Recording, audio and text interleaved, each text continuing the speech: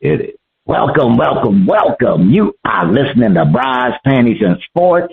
The NFL season is right around the corner. Major League Baseball is heating up. The WNBA is playoff bound.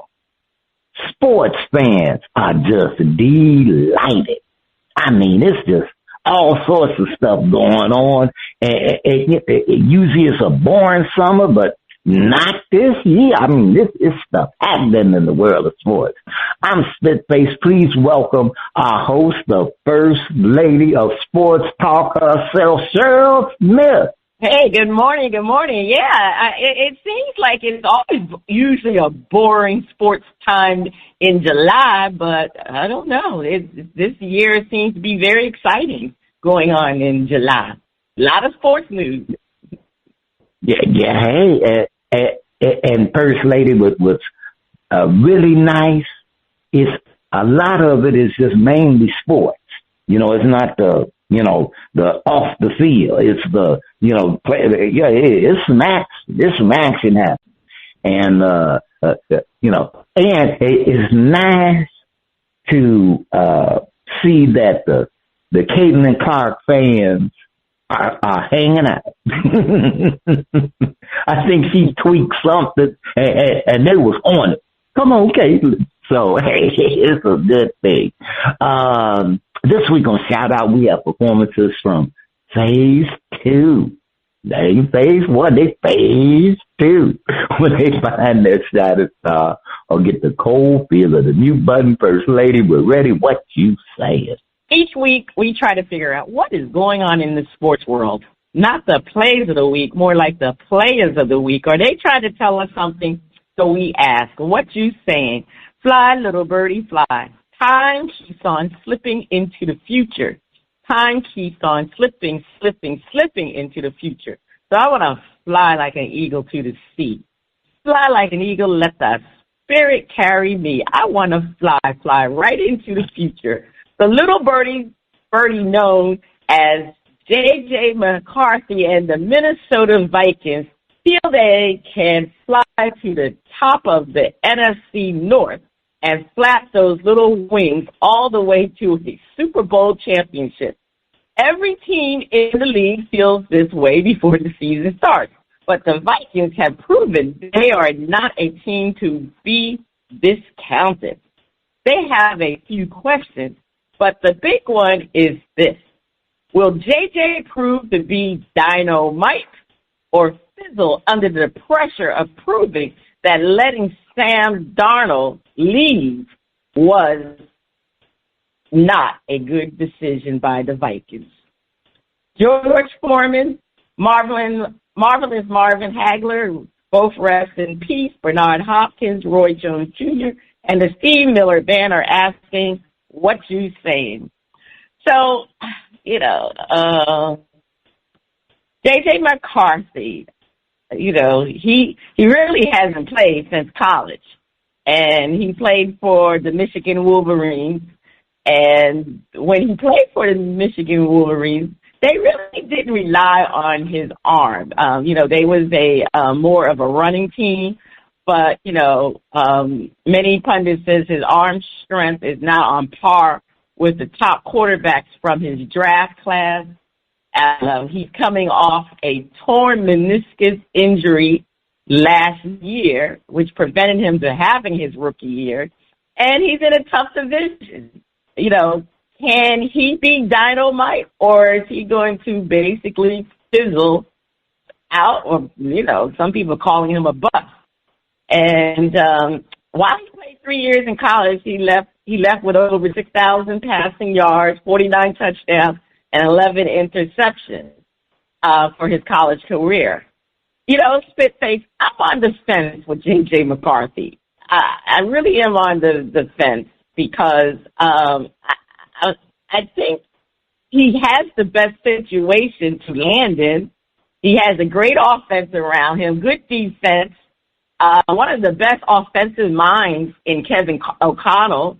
Justin Jefferson basically has said about J.J. McCarthy taking over the Vikings starting quarterback position. He said, quote, I want him to be just as confident as I am of him. So, that's when your star wide receiver is giving you, those type of confidence, putting confidence in you. You would expect J.J. McCarthy to be Dyno-Mite. He has a high expectation because of what Sam Darnold did last season. However, several media outlets have picked him to be a bust. Bleacher Report, Sports Illustrated, and The Herd, Colin Cowherd. So he has pressure on him. And, to me, having pressure to win with his injury, if I had to make a pick, I would say he's going to fizzle out. Now, I don't think he's going to be a bust. He's not going to be a bust. I surely do not expect him to have the year that C.J. Stroud had in his rookie season. I don't expect him to have the same year that the Washington Redskins quarterback, Jaden Daniels. I don't expect him to have the year he had. What I expect him to have is a Bo Nix year. Bo Nix season was not spectacular, but it was good. And the year that Bo Nix had got the Denver Broncos to playoff. And did they win a play? I can't remember if they won a playoff game last year. I think they did. Didn't they beat the Chargers? I believe they did. I can't remember right now, but I thought they did win one game. I may be wrong, but anyway, Bo Nix had a great year, not spectacular. He had a great year, and I believe J.J. McCarthy is going to have a good year. But he's going to fizzle down at the end because of the fact that, this is his first season. So you're either going to, you got quarterbacks that are busts in their first year, and we can name a few. And then you got quarterbacks that are on the rise, like I said, Jaden Daniels and C.J. Stroud. But remember, C.J. Stroud did not have a great second year. His sophomore year was not great. So we're looking to see what Jaden Daniels' sophomore year is going to be. But this is really J.J. McCarthy's first year as a rookie, even though he wasn't a rookie because he was drafted. He came out in 2024. But I think he's going to get them to the playoffs. And, that's basically what he needs to do. And there's a lot of pressure on him because, Minnesota made a big decision not to re-sign Sam Darnold. I guess they figure why they're going to re-sign Sam Darnold when they had J.J. McCarthy. But again, coming off a knee injury is not the easiest thing to do. If you get, a torn meniscus is not the same as a Achilles tear, like when Aaron Rodgers came off of the tear. He did not look that great. It took him a while to at least get in the swing of things. And by the end of the season, he never really looked like himself because we all know that he's long in the tooth. But J.J. McCarthy is a young guy, so he can bounce back. But I don't think he's going to be all that confident in the beginning of the season because, when you come with a knee injury, you're always afraid that you're going to have another knee injury. So you're going to be very tentative. And I expect him to be like that. So I think that's where he's going to falter in the beginning of the season. But by the end of the season, I believe he can have that Bo Nix season. So that's it's going to be interesting. But there are a lot of people out there that says he's going to be a bust. So I don't see that. I really just do not see that. All right, Phaze, what are you saying? First Lady, I'm looking at JJ, and I'm going, JJ gonna be Dyno-Mite. That's right. I'm saying it right now. He is going to be Dyno-Mite. Now, he will not be CJ Sprout. He will not be Jaden Daniels. He will be JJ. And JJ only needs to do one thing really well. And that one thing is not give the other team the ball. That is all he got to do. And if he does that, not give the other team the ball, Minnesota will win a lot of games, be in the playoffs competitively. Now, his stats may not be stellar, and I think you on to it, First Lady, when you say he'll have a Bo Nix type of season. But I think he'll have a better season than Bo Nix in the win-loss category. And the Vikings are in age. As a Bear fan, it's so nice to say this in a tough division. With Green Bay, Detroit, and the Bears. It's going to be some scrapping going on in the division that produced 3 playoff teams last year. And Minnesota did not slip. That did not happen. And the coaches know the deal. And the coaches looked and they said, Sam, dude, we're not going to put big money down that you can replicate your performances, because we see your weaknesses and we see your strengths, and the players do as well. And we wish you well. You did a great job here, but we want to get JJ in because JJ is Dyno-Mite. And one of the and JJ is also fortunate to be in Minnesota. Instead of being in Dallas or New York or some other places where because of CJ Stroud and Jaden Daniels and got to give them props, they have set unrealistic expectations for rookie quarterbacks. And it already had trended that way anyway, but they just blew the roof off of it. So now fans in some of these markets, they're like, well, if you get drafted number 1, 2, 3, you're supposed to be the next CJ Stroud or Jaden Daniels. And these guys, CJ and Jaden, they are not average. And that's the thing. It's like making it that, well, see, that's the average. No, they just are really exceptional players.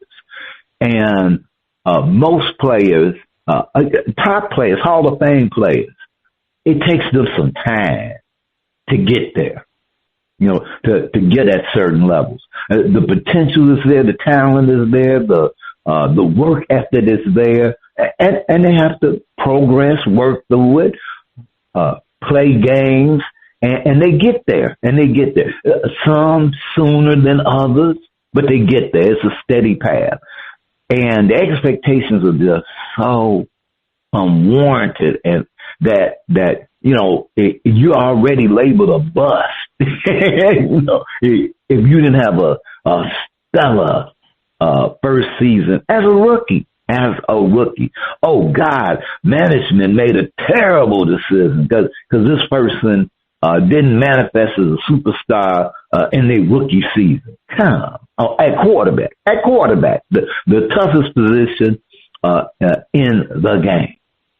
So JJ, not JJ. I ain't really rooting for y'all that much because I am a Bears fan, but because I'm just so proud of my NFC North Division being so darn tough. Show 'em, boy. Get 'em, get 'em. That's what I'm saying, first up. Yeah, so I just think with the competition in that division, it's going to mean that J.J. McCarthy really is going to have a Sam Darnold type season. So the question is, will he have that type of season? So, I mean, I see you think he's going to be Dyno-Mite. Like I said, I don't think he's going to be a bust, but I think he's going to be fizzling out later on in the season. And I think he'll get better in the season, but it's not going to be good enough to go to the Super Bowl, which people are predicting. I don't know how they're predicting that, but anyway. So anyway, over to you, Spitface. All right, don't call it a comeback. I've been here for years, rocking my peers and putting suckers to bed, making the tears rain down like a monsoon. Listen to the bass go boom. Explosion, overpowering, over the competition. I'm powering. Reconcile when I drop these lyrics that'll make you call the cops. Don't you dare stare, you better move. Don't ever compare me to the rest that all get sliced and diced. Competition paying the price. I'm gonna knock you out, huh? Mama said knock you out, huh? We are talking about the knockout punch to the baseball, otherwise known as home runs by Cal Raleigh to win the Major League Baseball 2025 Home Run Derby. Cal became the first catcher to ever win the title. He defeated Junior Caminero with a total of 54 home runs, including 18 in the finals. Riley's performance included a standout, now get this, 513-foot home run, showcasing his dominance in the competition. The big jumper very nearly didn't make it out of the first round, finishing tied for fourth with Brent Rooker with 17 homers. But his longest ding of the round surpassed Rooker's by about an inch, 470.62 feet, compared to Rooker's 470.54, allowing him to take the tiebreaker and move on. It's the home run derby, the most competitive and interesting part of the All-Star program. Leroy Satchel, Paige Walker, Buck Leonard, and James Poole Papa Bell are asking what you saying. First Lady, there was a time when I had watched the Major League All-Star game, and just because I wanted to see these great players, but no time watching it did I think it was a good game. But I got to see these guys, so I want them to hit, come on, give I didn't care about the score or whether the AL won. Well, not exactly, depending on the mood, whether the AL or the NL won, but mainly to be able to see these top players. And the thing about baseball is, baseball is a sport where, if you can't run, you might be able to hit. If you can't hit, you might be able to you might be good at catch. You could have all your faults and play baseball and have something where you good at. So, to me, it's the, a sport all kids can play baseball, cause maybe you're good at throwing, you can find that little talent that you can have fun playing baseball. And, you don't have to be good at everything, but you enjoy seeing these players. Now, I'll say that, maybe the ebb and flow, the home run derby, was okay. But lately, oh man, lately, when the home run derby, you know that they trying to knock that ball out. And it is exciting. It is interesting because it's some true competition. You know, the game itself is sort of competitive, but the home run derby, these guys, they want to win that. And in many ways, I say it's better than the NBA's dunk contest. And because a lot of the dunk contest is subjective. Did you like the toy? Did he do that? Whatever. So there's a lot of subjectiveness. But that home run derby, you either knocking it out, you either get, and then they added the little distance twist in there. You know, that's just you either doing it or you not, and it can truly get fierce. So. You know, I loved it. I love the home run, especially with the players today, because there's some guys that they can smack it, and so I really enjoy it. First Lady, what you saying about that home run derby? Well,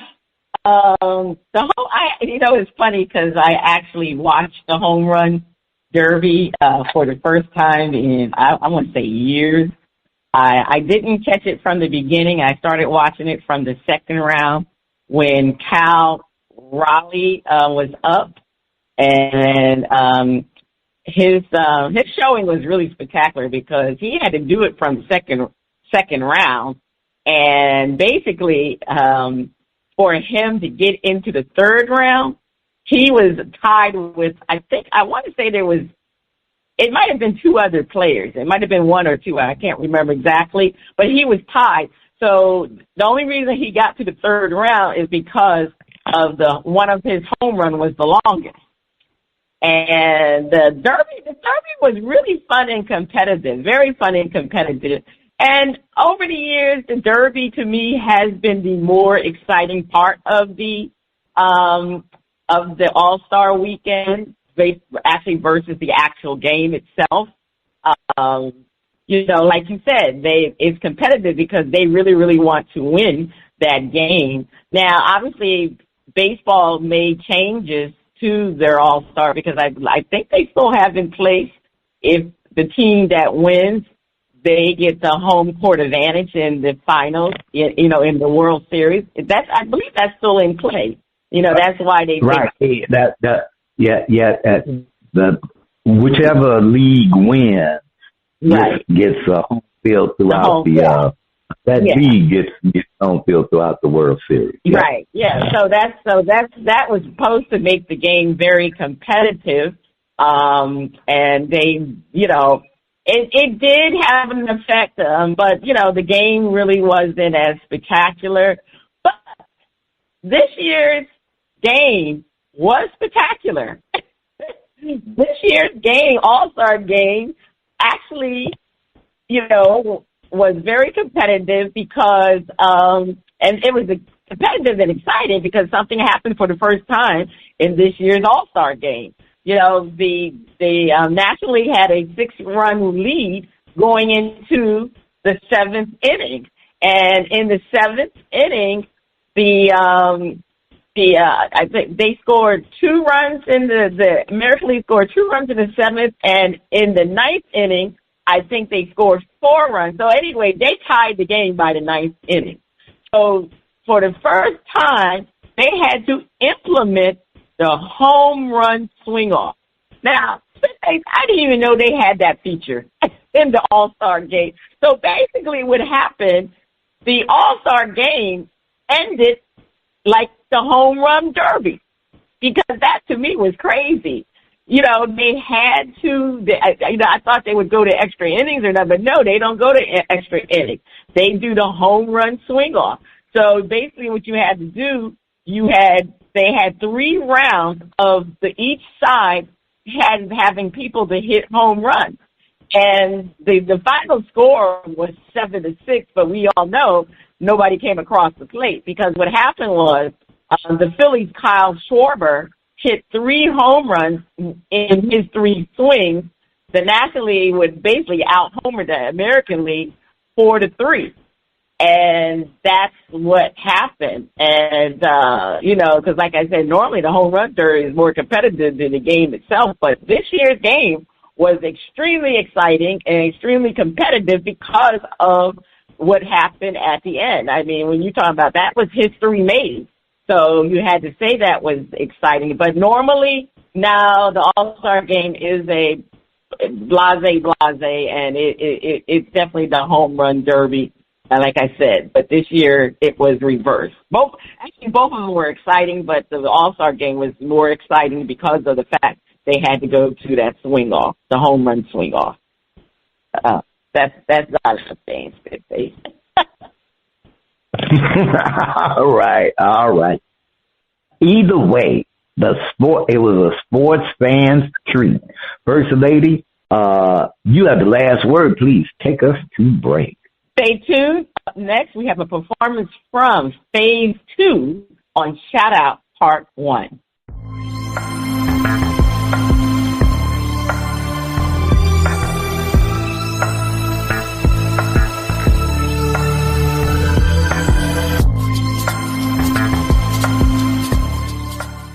The music flows in from around the globe to get a shout out from the panel. First Lady, I can't wait to hear the music from Phase II. On Shout Out, we feature new independent artists who are looking to find their shining star. If we like what we hear, we'll give the track a shout out. If we don't like it, we hit the mute. On the first part of the shout out, we are featuring music from Phase II out of South and their hit. So they're from the South, 30 down South, and their hit album Misty. They say since 1997, Phase II has been providing smooth and funky jazz sounds on the local music scene in the Washington, D.C. area. By honing its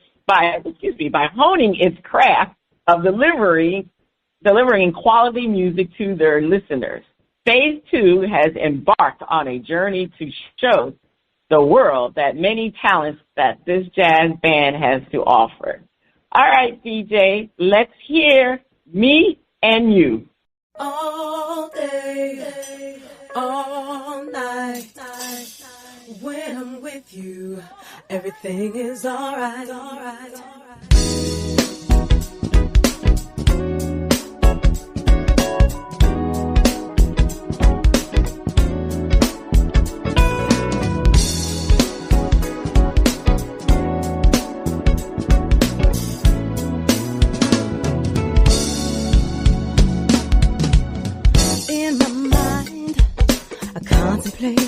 What I'm gonna say to you, hoping that I'll see you again.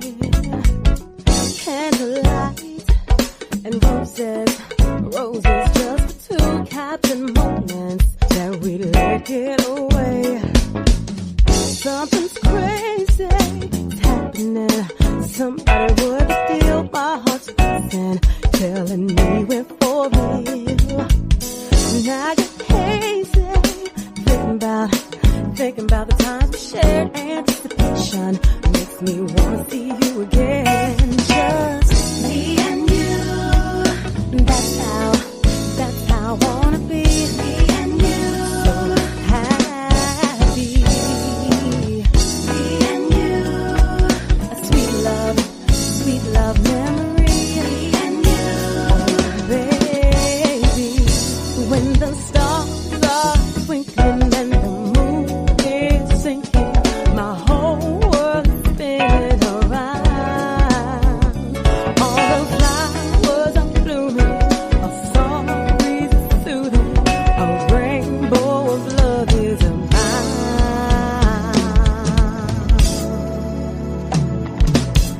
Now I'm ready to share with you exactly how I feel. No more waiting,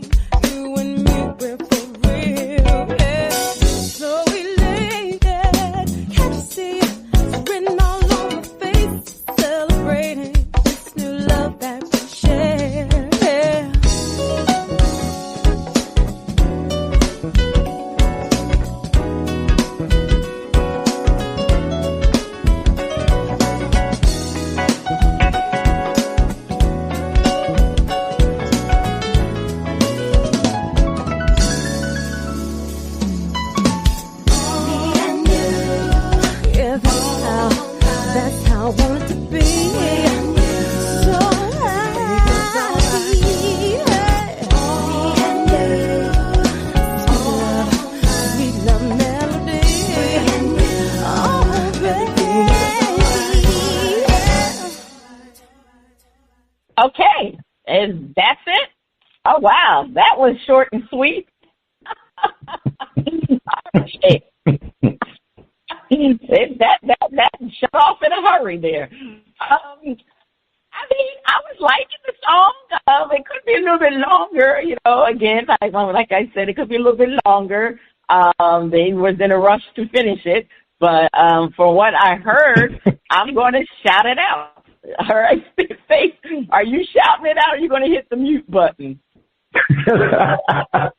I'm not going to take our points because they kept the song short and tight. But it is. I think they trying to go back to the old set, the 78. Before you had the 45, you had the 78s, and all the songs were like about 2.5 minutes, back in the day. Oh God! But I like they got a groovy tune. I like Phaze II, at least that track. I'm giving it a shout out. All right, yeah. So that was Phaze. So on part 2 of Shout It, we'll be featuring another performance by Phaze II. So we're looking forward to that. Hopefully they'll have a longer track for us so we can really get to know them better. All right, is that the sound of our favorite underwater friend? Is it time for Flip It?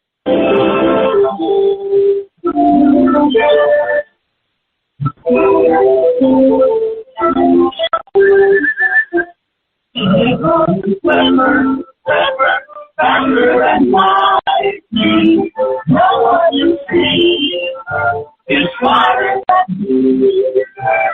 And we are women, missing a world of wonder.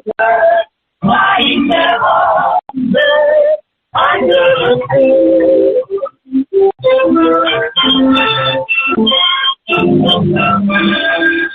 All right. It is time for Flip It, while hosts defend a point and then flip the script and defend the opposing views.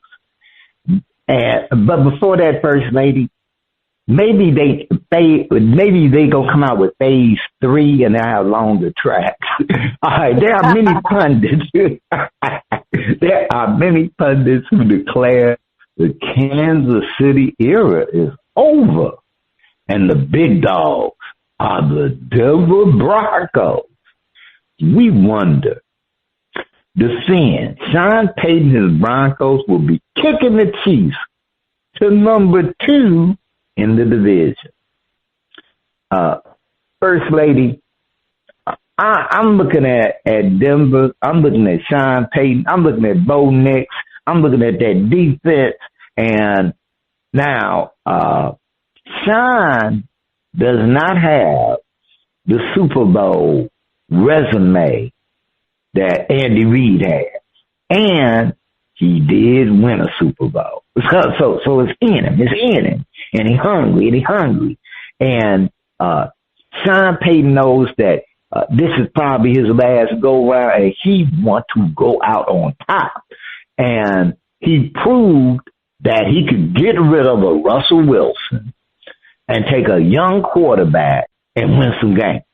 Get him in the playoffs. Kicking some doors down. When they was looking like they was going to be someplace at the bottom of the division. So he did a masterful job. And KC has gotten a little long at the 2. Yeah, I'm talking about you, Kelsey. Even though you still a bad man, you got a little long at the 2. I heard you laid off the cookies. So you slimmed down a little bit, You actually decided to, get back into the groove there. But besides that, you can't count a Patrick Mahomes out. And last year showed that they were winning by the chinny chin chin. And when they got to the Super Bowl, they got exposed. Right now, the Chiefs Super Bowl win or not are the hunted. And everybody has adjusted. It's not going to be the easy ride I won't say easy ride. It won't be the same ride for the Chiefs in previous seasons. Not this year. Everybody has found an angle. And the Broncos have too. And the Broncos are looking at a Chargers team by my man, Harbaugh. That's my buddy. Me and Harbaugh, he was BS by the Bears, but, a long time ago, he forgave us for that. But, Harbaugh, me and Harbaugh, I like me some Harbaugh. But the Chargers, who will do much better than they did last season, Peyton still got the edge over them. And then there's that other team doing, okay, them guys with the patch. And I will say this season for them, they won't need to wear two patches. They can just stick with the one patch this year. They will be watchable, but they ain't going nowhere. So, while I won't say that the Kansas City era is over, but I do go, the big dogs for the division will be the Denver Broncos. First Lady, please defend. The Broncos will wrest the division from the Chiefs. Well, many pundits have chosen the Broncos to win the division over the Chiefs. And let's face it, the main reason is because the Broncos are ascending and the Chiefs could have a fall because, like you already said, they are long in the tooth. And, furthermore, I just have to look at the Broncos from last year. They're going to continue to have a top-tier defense because they're great in pass rushing. And pass rushing is very good. I mean, the Chiefs got a good pass rush too, but Broncos are good too.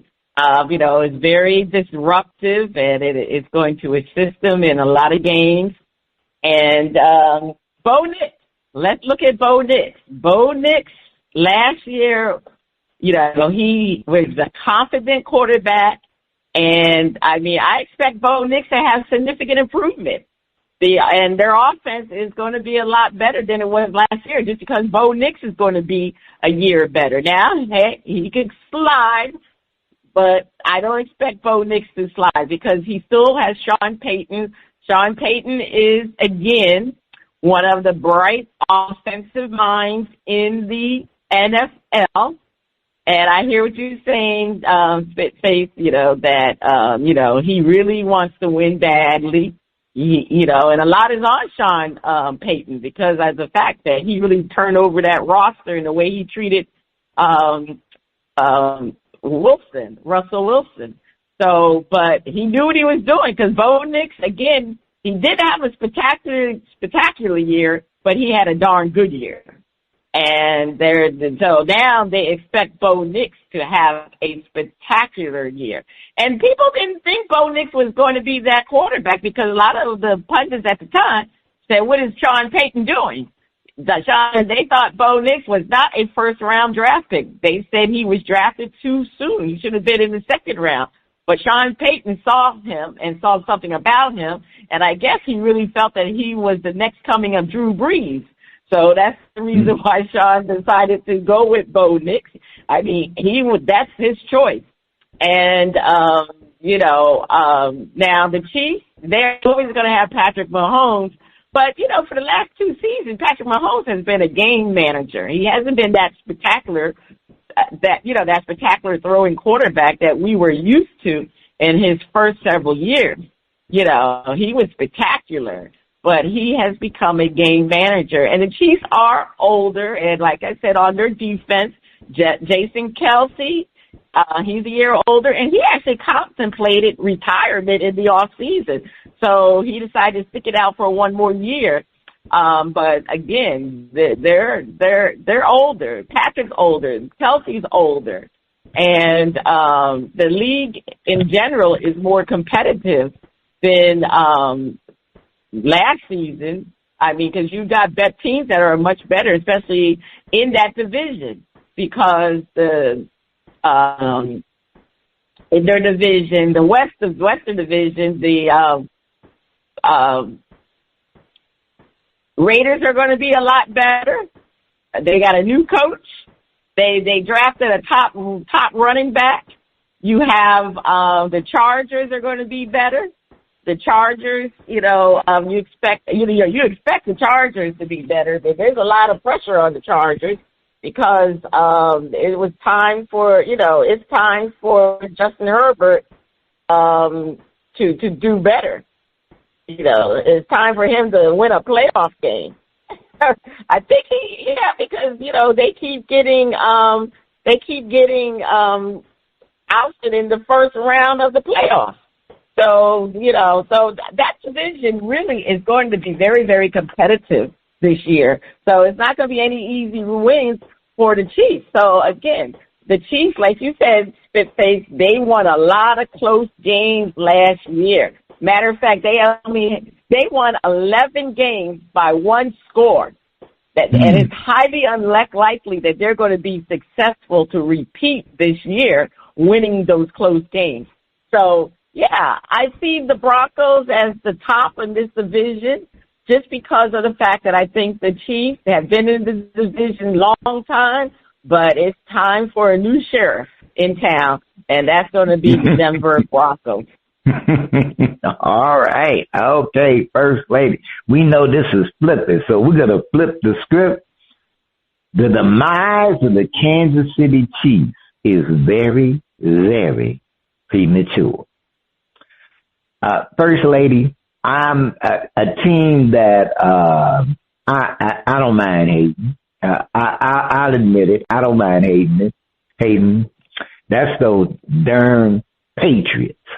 Them Patriots. They don't even have Tom Brady and Belichick anymore. I still don't like them. All the Super Bowls they won and AFC titles and all of that. Them darn Patriots. And there was a point where, the Patriots are going to slip this year. Brady getting old. Belichick don't know. And then they just go out and then go win a Super Bowl. So I'm like, you folks that are jumping off the Kansas City Chiefs bus, it's a little bit early for all of that. Because they're the kind of team like them Patriots were, who, they don't have to win their division to end up being in the Super Bowl. They don't. And more than likely, it may look like they're not going to win and then win. So if you're ready to jump the bus right now, then go on and get on Greyhound. Go down the highway. First Lady defend a Super Bowl loss does not mean they lose this division after winning it 8 times since 2016. Well, Spitface, look, I'm not betting against the Chiefs. Like I said, last year I said they were going to win the Super Bowl. I said I wasn't going to bet against, but they lost. So, yeah, just because you lost a Super Bowl doesn't mean that you can't be favored to win the division again. And I'm going to say, despite the increased competition within the ACF West, I just believe that there is such a I'm going to say you have the experience of Patrick Mahomes as the quarterback and Andy Reid as the head coach. The Chiefs' strong part is not their offense. Now, it is their defense. Their defense really has saved them in several different games last season. But they got a great secondary, and of course they got great pass rushers in Chris Jones and George Karlaftis. I might be saying his name wrong, but anyway. And I just can't, and I still just can't discount their offense because we all know Patrick Mahomes can be spectacular, and he is still one of the top 3 quarterbacks in the league, and he will always prove them to be formidable against anybody when it comes to the offense. And the Chiefs just know how to win games. That's their biggest thing because of their experience. They have the best quarterback, one of the best coaches. I just cannot see the Denver Broncos overtaking the Chiefs. And number reason why is, do we really know that Bo Nix will have, again, a spectacular sophomore year? A lot of quarterbacks, we all know what happened to C.J. Stroud. They have that sophomore slump. And I'm sorry, Sean Payton is not Andy Reid. Coaching matters in the NFL. And it's still, Andy Reid offensively, to me, he's a much better offensive-minded coach than Sean Payton. Now, I just think when you look at these two teams, Mahomes is number one when it comes to quarterbacks. Defense, as great as the Broncos' defense is, the Chiefs' defense is better. Coaching, who you going to pick, Andy Reid or Sean Payton? I'm going to pick Andy Reid because Andy Reid is a better coach. So I still believe that the Chiefs, regardless of the fact that everybody is saying they can be taken out this season, yeah, I mean, you have some pundits don't even have the Chiefs making the playoffs. Can you believe that? You don't have the Chiefs making the playoffs? No.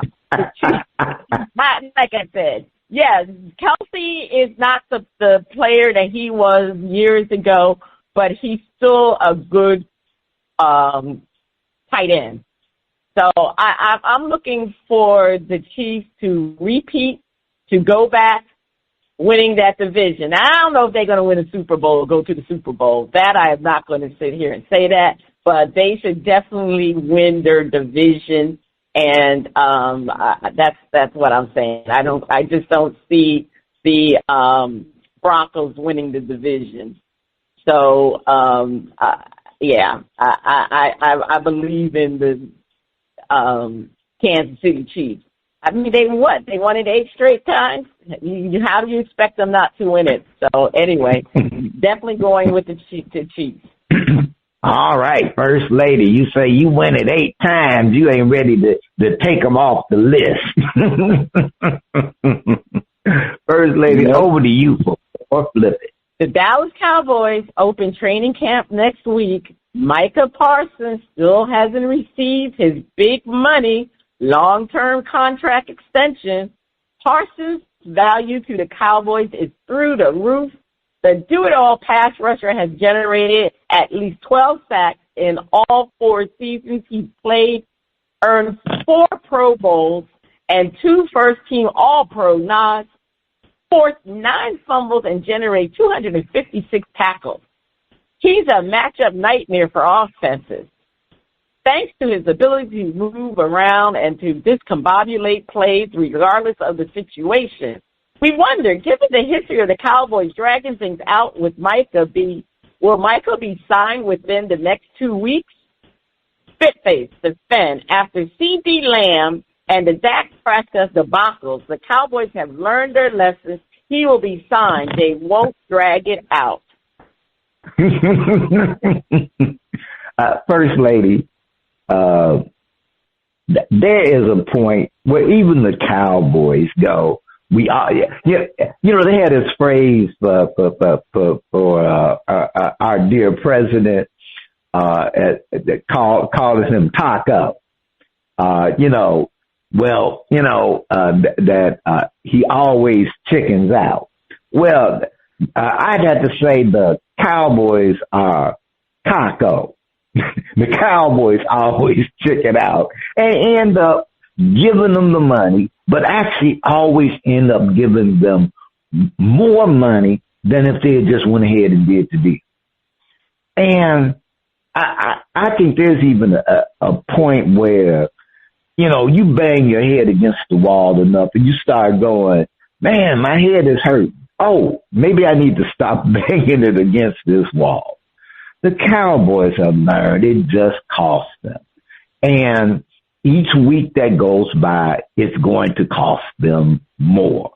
So, and what they always run the risk of is getting that little bit of animosity with the player. Even though the player's going, well, really, I came out ahead with more money. It's like, well, man, why did you, we could have worked that on out.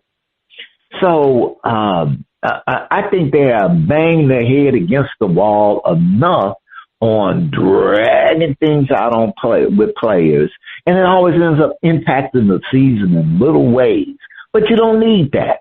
So, Cowboy fans, you can, be happy. Mr. Parsons ain't going nowhere. He's going to be a Cowboy, and they're going to get it all handled within the next 2 weeks. That's what I'm saying, First Lady. They done learn their lesson.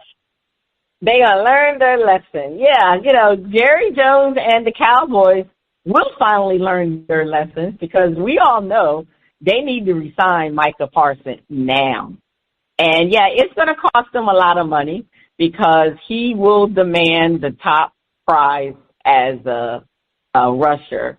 So he's going to get that money. I mean, we all know the money that the Browns pass rusher, I can't remember his name right now, it'll come to me, but anyway, he signed the richest contract to stay with the Cleveland Browns, but we all know Micah Parsons is much younger, so yeah, the Cowboys are going to have to come out their pockets, regardless of why they want to hold off.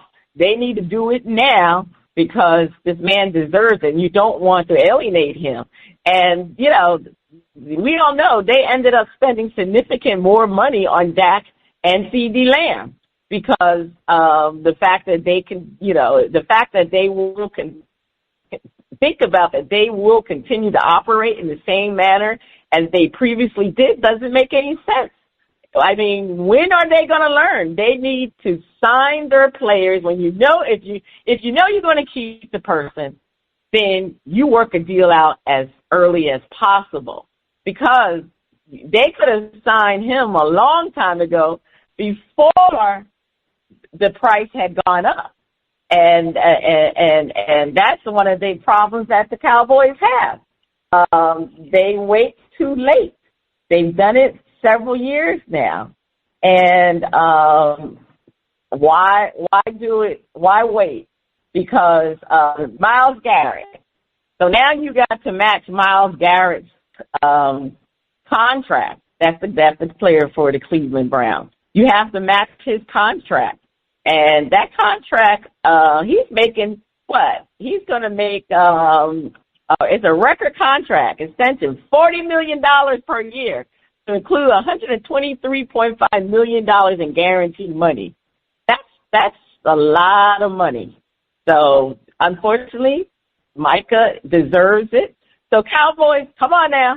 Let's get this contract signed, and you better learn from your mistakes because you get burned when you wait too late to sign your players. All right, we're going to flip the script. The Cowboys have waited, and as of this recording, he is unsigned. They are creatures of habit. It will be last minute and cost them more. Spitface defend. Micah will be waiting for his contract unnecessarily. The Cowboys can't help themselves.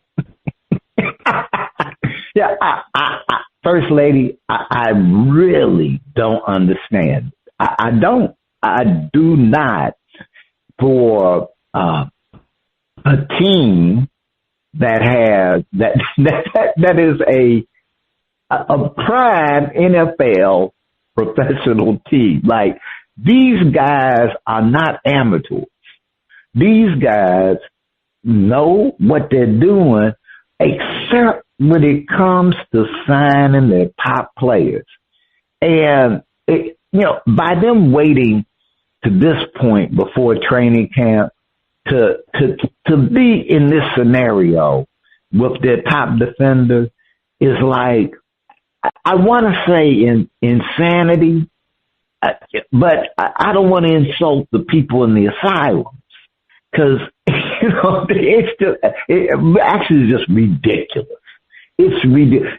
If there is some strategy that I'm missing, break it down for a brother. Educate me, teach me something. Because is there a fake in a move? Because every time,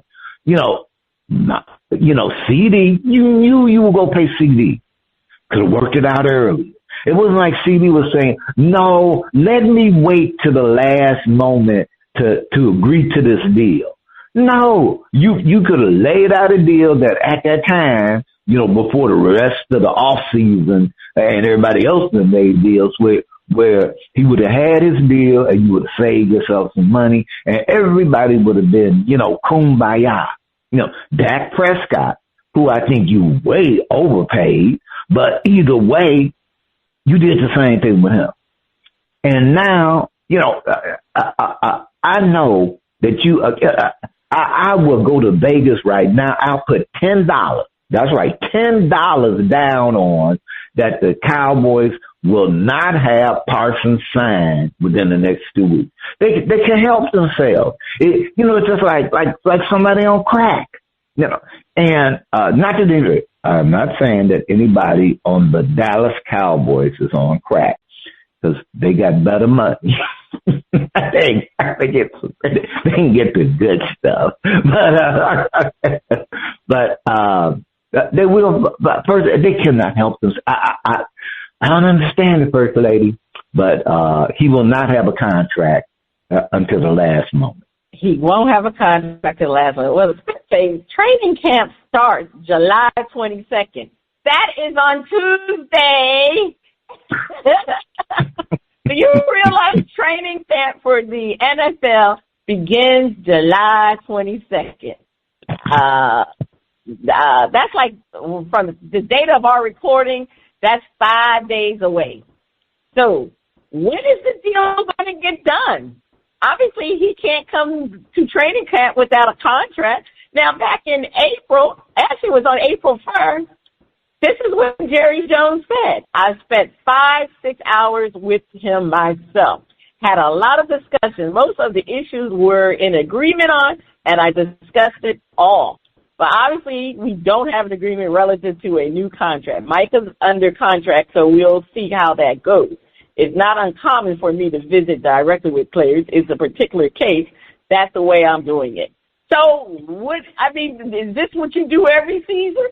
When you got a player that you have to renew their contract, you talk to them and you bog down the negotiation? That's what it seems like to me, Jerry Jones, that you're the problem. Because you're going to say in April that most of the particulars are finished, but we still got work to do. What work was being done from April to July? I mean, that's like 3 months, and you still do not have a contract with your best player, and training camp starts on July 22nd. I mean, is this for real? I mean, what is the issue? Is it Micah Parsons? No, I don't think it's Micah. It's obviously Jerry Jones. I guess, the Cowboys like operating like this, which, like you said, Spitface, it just doesn't make any darn sense. It's just what you said. They're on crack. We already know that they're not on crack, but they act like they're on crack. Like you said. I mean, why isn't Michael Parsons signed to a contract and you're getting ready to go into training camp? Why? It's ongoing negotiation. It's the length and financial terms. I mean, they said they both have reached an agreement at some point on the particular. I think the issue is the length of the contract, the overall financial package, maybe the guaranteed money. That's usually always the sticking point, the number of years and how much of the money is guaranteed. Again, because you waited to sign this man, because you could have signed him before Myles Garrett did his humongous contract. So now, Micah Parson is looking to get paid what Myles Garrett has gotten paid. So I can see where that's going to be a sticking point because that contract is ridiculous.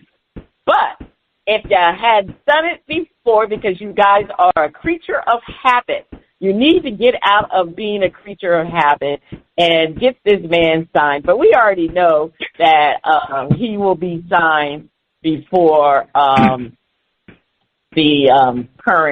before the training camp. To be honest with you, he said he's under contract. Yeah, he's under contract, but you know, his contract, yeah, he will be under contract. His contract for 2025, he does, you know, Jerry Jones makes it quite aware that he does have a contract through the 2025 season. So, you know, they exercise that 5th-year option. So that means, though, he is obligated to report to him. But we all know, Spitface, that doesn't happen. It never happens. When a player is on the last deal of his contract, he's not coming to camp because he's not going to get injured, and then that'll derail his ability to get a new contract. So that's why it's important that he signs the extension before training camp. And you watch. I'm going to tell you this. If they don't sign him, Micah will be sitting out of training camp. He will not report to training camp. Mark my word. All right, over to you. A creature of habit. On the other side of the break, we have another performance from Phase II on Shout Out Part 2. Please keep your ears glued to the speakers.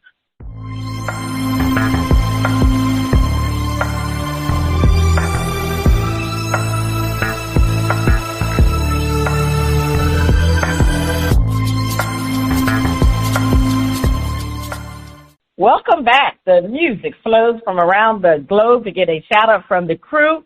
Spitface, over to you.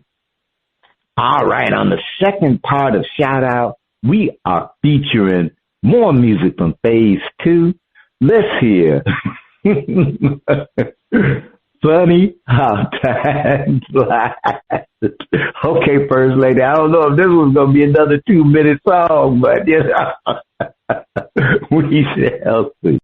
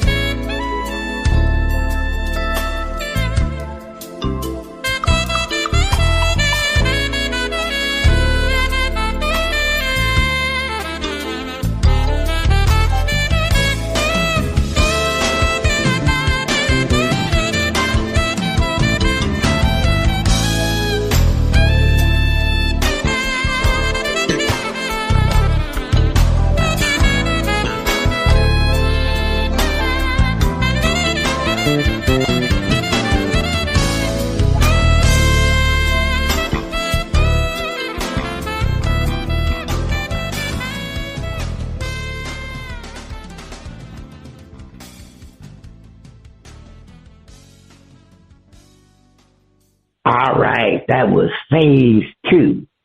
Funny how time flies.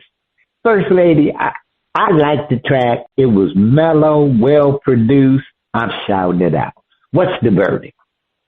Yeah, I'm going to shout it out too. I had expected them to have some vocals, but it was nice though. The saxophone player was excellent. Yeah, very well produced, like you said. And I enjoyed the song. Yes, it was a nice rendition from a musical rendition of Funny How Time Flies. So definitely going to shout it out. Okay, all right. Well, First Lady, this is the end of Shout Out. You can check out Phase II on the Old Grumpy Radio Network. If you would like to be heard or have any comments, please send your emails and tracks to talent@oldgrumpyradio.com. First Lady, over to you. Spitface, what is your top story to watch this week? I think I know what you're going to say. Go ahead. I'm going with my girl Kate. I'm watching her to see if she bounce back from this injury or if she's going to have to be sidelined. Why? Oh, okay. No, I thought I'll go with Micah. Is Micah going to be re-signed to an extension, or is he going to be sitting out training camp? That's my top story to watch this week. Even though it's next week, but hey, it's out this week. All right. All right. Check out our current and previous episodes at BrasPantiesAndSports.com. This is Cheryl Smith, the First Lady of Sports Talk, and Spitface. You have been listening to Bras, Panties, and Sports. See you next week.